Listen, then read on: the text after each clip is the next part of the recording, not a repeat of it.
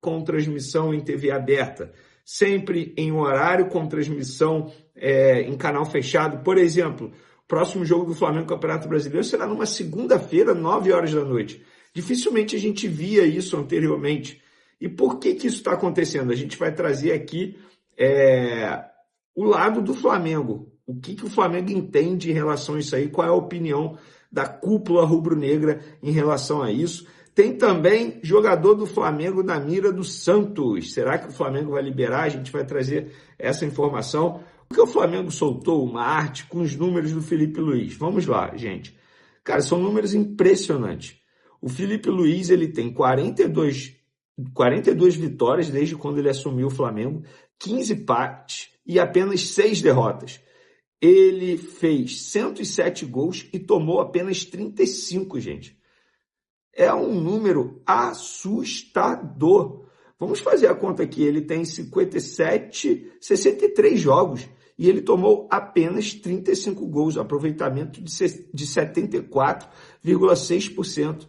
E eu ainda tenho que ler nas minhas redes sociais, quando o Flamengo tem um resultado negativo ou não desempenha da maneira que o torcedor gostaria, como foi, por exemplo, 1-0 no jogo de ida das oitavas da Libertadores contra o Internacional, que eu vi no Maracanã, gente vaiando apesar da vitória, que eu achei um absurdo.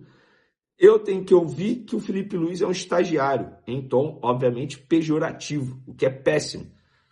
Gente, ele pode estar começando a carreira dele, mas esses números aqui são impressionantes. É de bater palma. Ele faz um grande trabalho, desde o primeiro jogo até agora o último jogo. E é porque é difícil cravar isso, mas eu não vejo o Flamengo perdendo o título do Campeonato Brasileiro. Para mim é o time mais regular. E na Libertadores, a gente sabe que o Flamengo tem condições sim de chegar à final. Na chave está Estudiantes, que é o próximo adversário, Racing, né? Gente, o Racing é um bom time, mas dá para o Flamengo superar, e o Vélez. Eu acho que será Flamengo e Racing na semifinal. A ver, mas antes de falar da semifinal, a gente vai falar das datas e os horários das quartas de final, porque foram definidos pela Conmebol. Tinha uma expectativa muito grande da torcida do Flamengo, até para se programar, e ficou definido que o jogo de ida do Flamengo contra o Estudiantes no Maracanã será no dia 18, numa quinta-feira, às 9h30 da noite, no Maracanã, repito. E o jogo da volta, dia 25, também quinta-feira, às 9h30, no estádio La Plata. E como será a transmissão? River Plate e Palmeiras, que será numa quarta, TV Globo e ESPN vão transmitir. LDU e São Paulo, a Paramount vai transmitir, e Flamengo Estudiante, aí a ESPN vai transmitir. Então será jogo em canal fechado. Então a Globo escolheu, pelo visto, River Plate e Palmeiras. Eu acho que é assim que funciona, questão de escolha. E aí muita gente me pergunta, e de fato isso me chamou a atenção recentemente, porque assim, Flamengo jogar numa segunda, 9 horas da noite, como vai acontecer agora contra o Vitória, pelo Campeonato Brasileiro, por que isso está acontecendo? O número de jogos do Flamengo em TV aberta diminuiu de uma maneira absurda.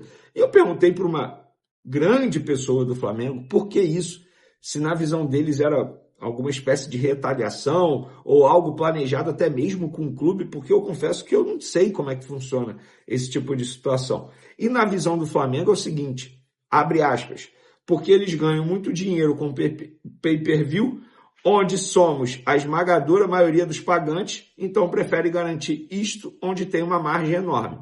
Se mostrarem muitos jogos na TV aberta, desvalorizam o pay-per-view. E aí essa pessoa ainda disse aqui, e na hora de dividirem o dinheiro da TV, a gestão passada aceitou dividir pela audiência da TV aberta, sabendo que nosso peso era enorme no pay-per-view. Com isso, perdemos 100 milhões por ano, que dá no total 500 milhões de reais jogados no lixo por conta dessa negociação. Então tá aí a resposta de vocês e por que essa atual gestão, entre aspas, se revolta com a antiga gestão na negociação envolvendo o direito de transmissão, porque na visão deles o Flamengo perdeu 100 milhões de reais por ano, que totaliza 500 milhões de reais no contrato total. Galera, saiu na imprensa paulista que o Santos está interessado em Vitor Hugo do Flamengo.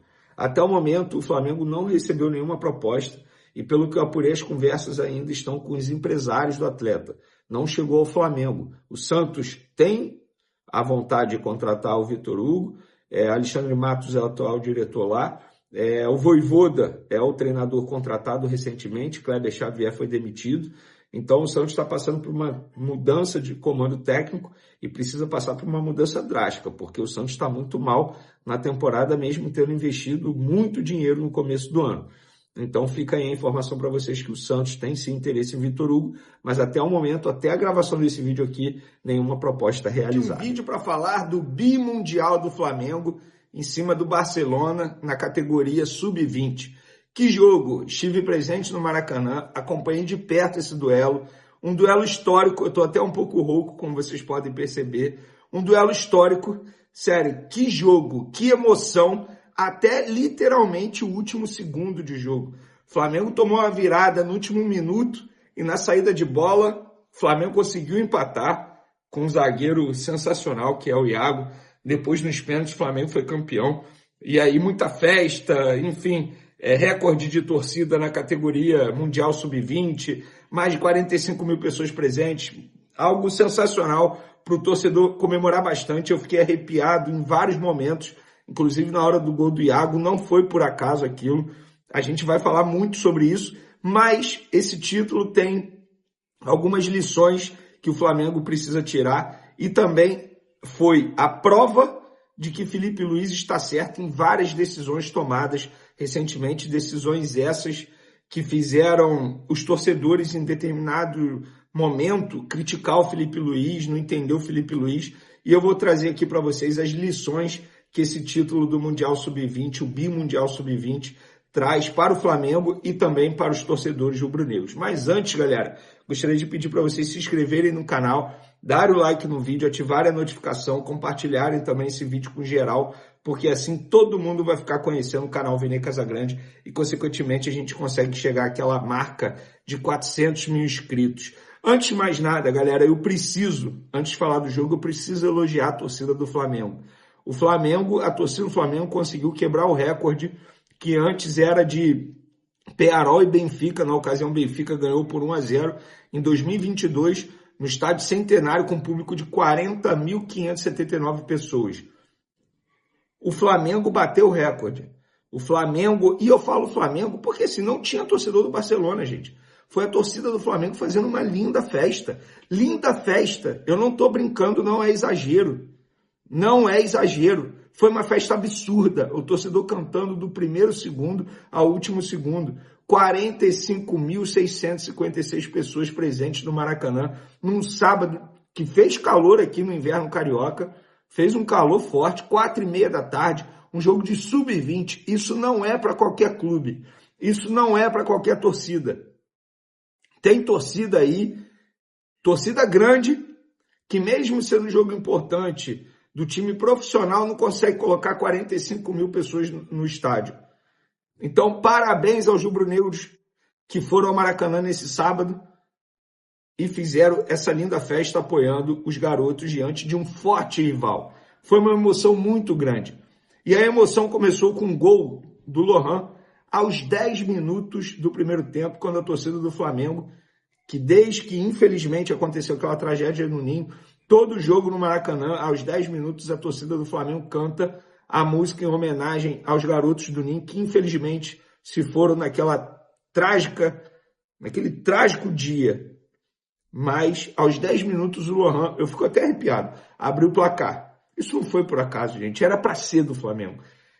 E depois do gol o Flamengo caiu muito de ritmo. O Barcelona jogou melhor que o Flamengo durante, 90% do jogo. O Flamengo foi melhor no começo do jogo, até abrir o placar. Depois, o Barcelona se mostrou um time mais organizado, mais pronto, mais preparado. Veio o intervalo, estava 1-0 ainda para o Flamengo. No segundo tempo, o Barcelona conseguiu empatar. E jogando melhor, entrou um camisa 7, que fez o gol do Barcelona de empate. Eu esqueci o nome dele aqui.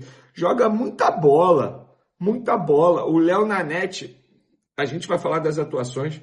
E aí o Barcelona conseguiu a virada ali no último minuto do jogo.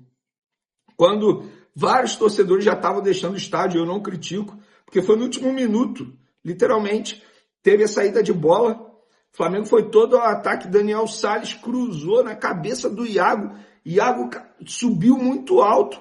Acho que o zagueiro não levou fé no Iago. O goleiro do Barcelona também não levou fé. Iago cabeceou forte, conseguiu cobrir o goleiro, empatou 2-2. Tirou a camisa, comemorou. Eu fico arrepiado novamente.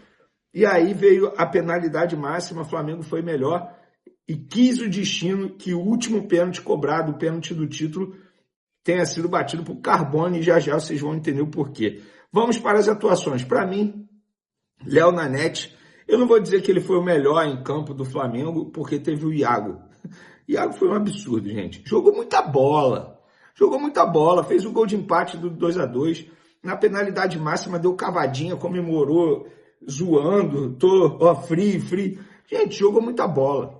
Léo Nanete, para mim, é uma joia, o goleiro de 18 anos. Já falei e vou repetir.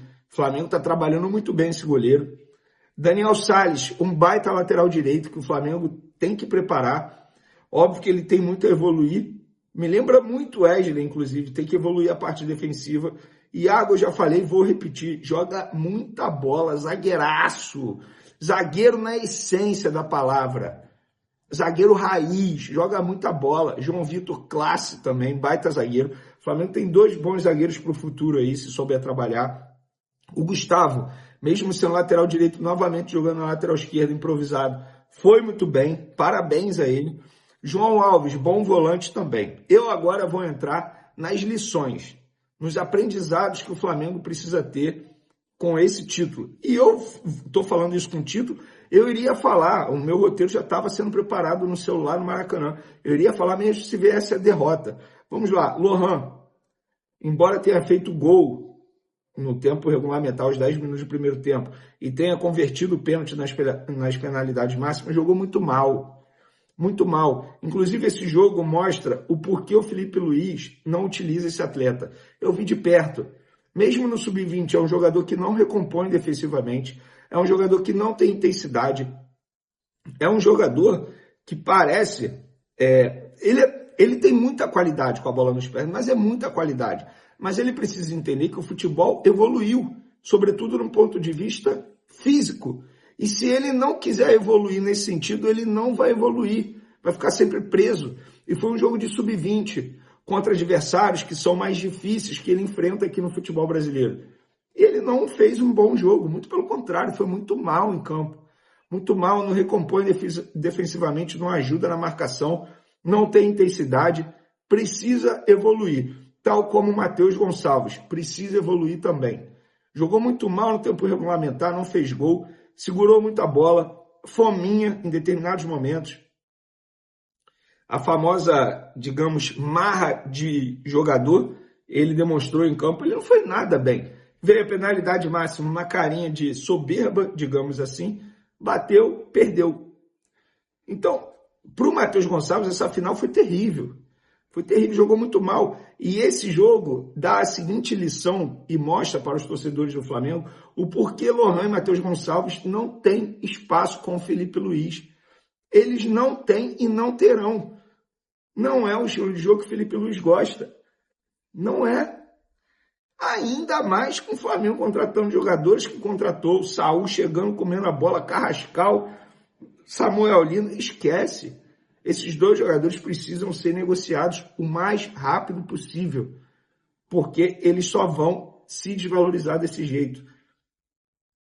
Esquece. Matheus Gonçalves, eu sei que tem uma proposta CSKA, o Lohan, o Flamengo precisa negociar logo. Esses 2 jogadores mostraram hoje o porquê que Felipe Luiz não dá oportunidade a eles. E eu tenho certeza que 99% que criticava Felipe Luiz por conta da falta de oportunidade a esses 2 atletas, agora, depois de assistir ao jogo de hoje, vai entender o porquê isso acontece. Por exemplo, Pedro Leão, com todo respeito a ele, bom jogador, mas não tem condições de um dia chegar no profissional e ser o 9 do Flamengo. Não tem. Não dá. E essas são as lições que precisam ser tiradas.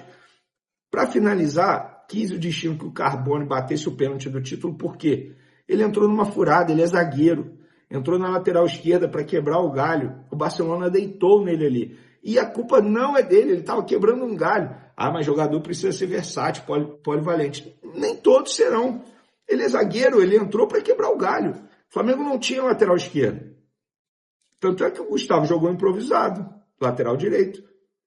Mas precisou sair, cansado. Entrou o Carbone ali, coitado, eu vi muita gente criticando, mas pô, o cara estava quebrando o galho. Dito isso, galera, é momento para comemorar também um título, repito, extremamente importante. O Flamengo, só para vocês entenderem, o Flamengo agora é o clube que mais ganhou o Mundial Sub-20. Tudo bem, começou em 2022, mas o Flamengo já é bi. O Flamengo já é bi. Em 2022 o Benfica ganhou, 2023 o Boca ganhou, 2024 Flamengo e agora 2025 Flamengo também. E é isso. Parabéns aos garotos do Ninho, parabéns ao Flamengo pelo título.